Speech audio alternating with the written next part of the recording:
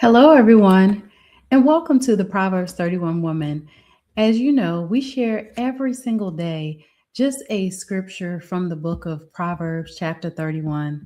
And of course, today, we are here to go a little bit deeper and build on some of the other lessons. And today, we're going to talk about clarity is your crown and how discipline protects your destiny. Proverbs chapter 31, verse 5 says, Lest they drink and forget the law and pervert the judgment of any of the afflicted. Now, this verse may appear at first glance to be about kings and wine, but make no mistake about it, it is a warning for leaders. And the Proverbs 31 woman is nothing less than that. This verse speaks to clarity, discipline, self governance, and responsibility, especially for those entrusted with influence, wealth, and authority. I know for many of you leaders, you are put in a place of responsibility, sometimes in really high places. Can I just say that that comes with a lot of weight sometimes? So we need to make sure that we're taking into consideration who we are, what we do, and the impact that we have of those that we are put in place to lead, right? Those people that you're in front of on a regular basis. How you maintain that has a lot to do with sometimes the effectiveness of their outcome that you get from the people that you're around on a regular basis. The danger outlined here, though, in the scripture is not merely just drunkenness. And however, it is impairment, right? And that's important that we call that out. Anything that dulls your discernment, it weakens your judgment, or it compromises your moral clarity and it becomes a threat to your destiny. And I can only say that I know that I've observed over the years that a lot of people lose their influence and the impact of their influence because of not taking their role seriously. So, regardless of what it is that you do, remember, you have a huge responsibility for those that you are called to lead, whether it is on your job, whether it is in your home, in the churches, at school, whatever it is, just make sure that you're taking into consideration your actions on a regular basis. The scripture clearly states that lest they drink and forget the law. A lot of times we sometimes forget about the law, right? What it is that we're called to do to go after how we want to do it. And can I just say that the vision of the company, the mission of the company, your job responsibilities carry a lot of weight behind it in the sense that if you're not in alignment with that, you're out of order. It's as simple as that. And sometimes when somebody calls us out on it, we forget, or sometimes we get a little uptight about it. But therefore, those things are the guidelines, those are the boxes, the rules that allows us to be able to operate at high levels, right? And to be able to be as sharp as possible based upon the guidelines that set in front of us. So to forget the law is to lose sight of truth, values, and divine order. So, in modern terms, this isn't only about alcohol, it's about anything that numbs your ability to have awareness. It could be distractions that dull your purpose, it could be comfort that replaces your calling in who you are, it could be in excess.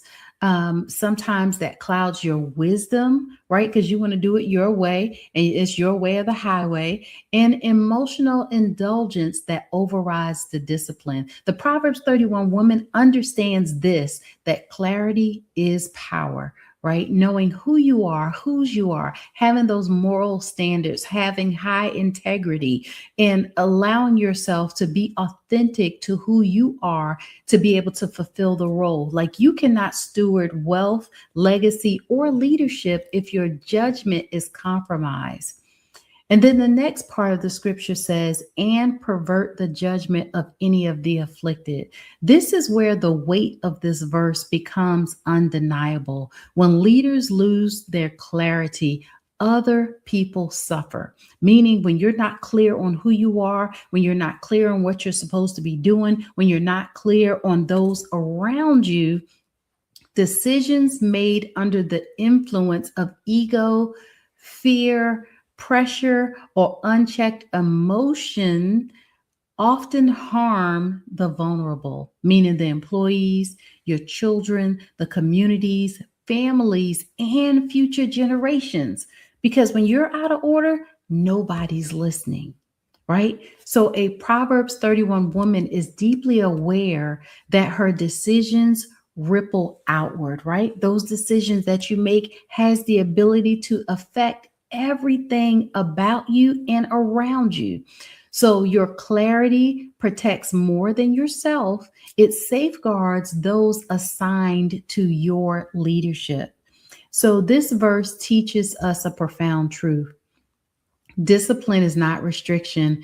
It is actually for our protection. So the Proverbs 31 woman is sober minded, not because she lacks joy, but because she carries responsibility and she knows that she's carrying that responsibility, right? So it guards you or allows you to guard your mind, your habits, your emotions, and your appetites because you know what's at stake. And it's not so much that it's about you, but it's about your influence and your impact. So, this is the woman who doesn't make financial decisions when emotionally overwhelmed.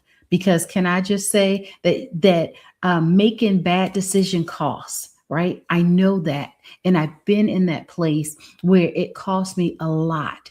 And so, knowing now that clarity is my crown, clarity is my peace, clarity is my joy, it allows me to be able to stand in that truth, right?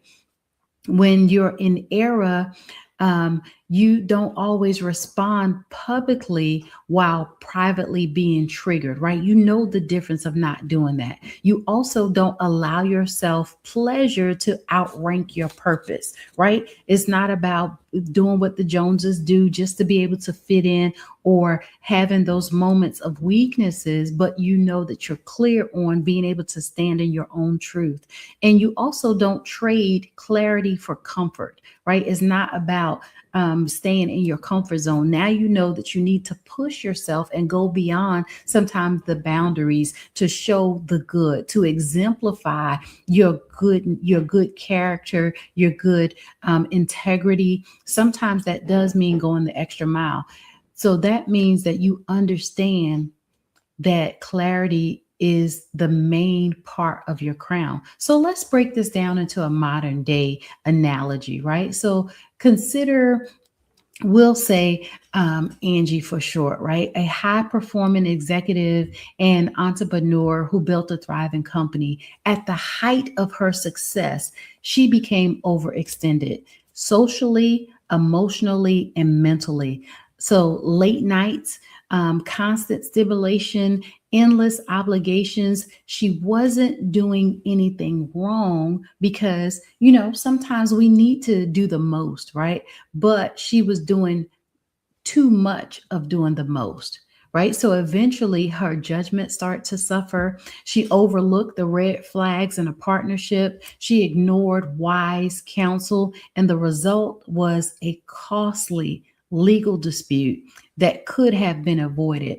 And when she reflected later, she said, I wasn't sober in my thinking. I let exhaustion and indulgence make decisions for me. So Angie's comeback wasn't just strategic, it was disciplinary, right? Like she put some guidelines and some guardrails in place to make sure that she built with boundaries. She had more clarity, she got more rest and discernment. Can I just say that rest can be your friend? Like rest can be the thing that's going to allow you to be able to wake up fresh and ready to go. Some people, when they get tired, they should not be making decisions, right?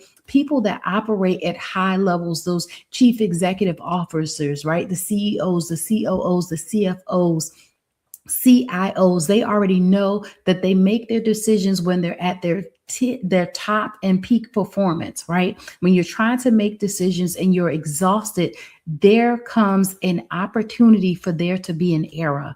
And can I just say, at those levels, you can't afford to be making many mistakes, because they can be sometimes 6, 7, 8, 9 figure mistakes, right? And when we say that mistakes are costly, yeah, it could cost you your livelihood, it can cost your job, it can cost your family, so many things that we sometimes, in that split second, in that split moment, we don't see the snowball effect until after it happens. But can I just say that you can now think about what it is that you have at hand, the task that's in front of you, your legacy, your vision, your mission, all the things that you have in place that you want to work on. Can I just say, slow down long enough to be able to make wise choices and wise decisions.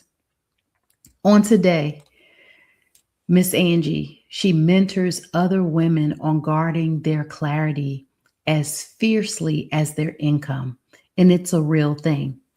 And that is a Proverbs 31 woman in real life, right? That she knows now the difference of making sure that she has the discipline necessary to be able to go to the next level, to create the legacy of her dreams, to create some things around generational wealth, right? So your discipline determines your discernment. Your daily takeaway is this: anything that compromises clarity will eventually compromise your legacy.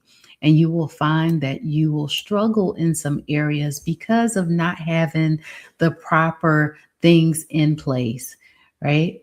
So today, audit your life honestly and ask yourself these 3 questions. Number one, what habits that dull your focus?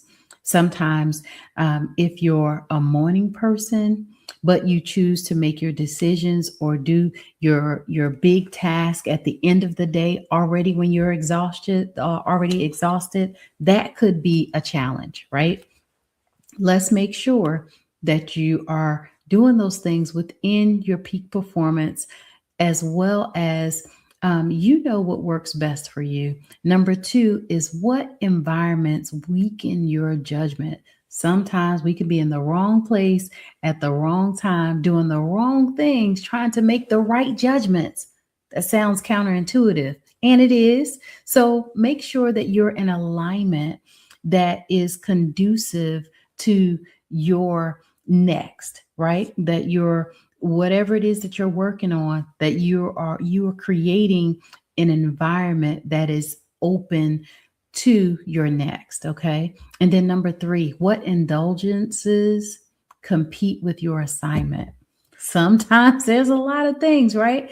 You can't be focusing on saving and spending at the same time. The two does not work, and they don't counterbalance each other out when there's no other monies coming in, right?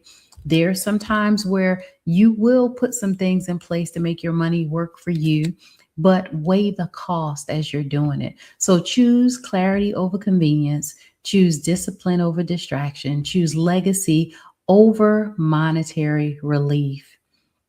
And do this today, right? Fast from one distraction for 24 hours, whether that is social media, sugar, it could be noise, right? It could be overcommitments. No is a complete sentence, right? It's okay to say no sometimes, but work on you. Fast from that one distraction. Also, make one decision from logic and prayer and not emotion, right? Emotion sometimes will make us do some things that we would not normally do, that takes us outside of our character, right? And then schedule an uninterrupted time for reflection and planning. And for most people, that is the first thing in the morning, right? Set the tone for your day. And then the fourth thing is to speak less today and observe more. So your daily affirmation is this: I am sober in spirit, I'm clear in mind, and disciplined in my purpose. I guard my judgment, I protect my clarity, and I steward my influence with wisdom. My legacy is preserved because I choose discernment over distraction. Now, I know that was a lot and it sounded real good to me. So I want to say that one more time, right? Our affirmation for the day is I am sober in spirit, I'm clear in mind, and I'm disciplined in my purpose. I guard my judgment, protect my clarity, and steward my influence with wisdom. My legacy is preserved because I choose discernment over distraction. I will say that this is the opportunity for you to now take in all the information that I shared on today and apply it, right? Apply it to you first and make sure that you're doing the things necessary that's going to lead you to success in every area. I know that you're an amazing leader and you are the epitome of the Proverbs 31 woman. If there's an area that you identified that needs some work, can I just say start there? Don't make a list of 20 different things that's not going right, you didn't do right, and yesterday wasn't your best day. Can I just say focus on today as well as what it is that you're going to do about it? Pick one thing and then continue to move forward. I thank you so much for being here. Continue to follow me on all social media platforms at I am Dr. Tabitha, as well as my website has some free resources at drtabitharussell.com. And if you feel like that you want to have a breakthrough session to just talk about where you are and where it is that you want to go ahead and schedule a free session with me. You can reach that on my website as well. I look forward to seeing you guys again on tomorrow where we're going to continue this goodness. Have a good day. Take care.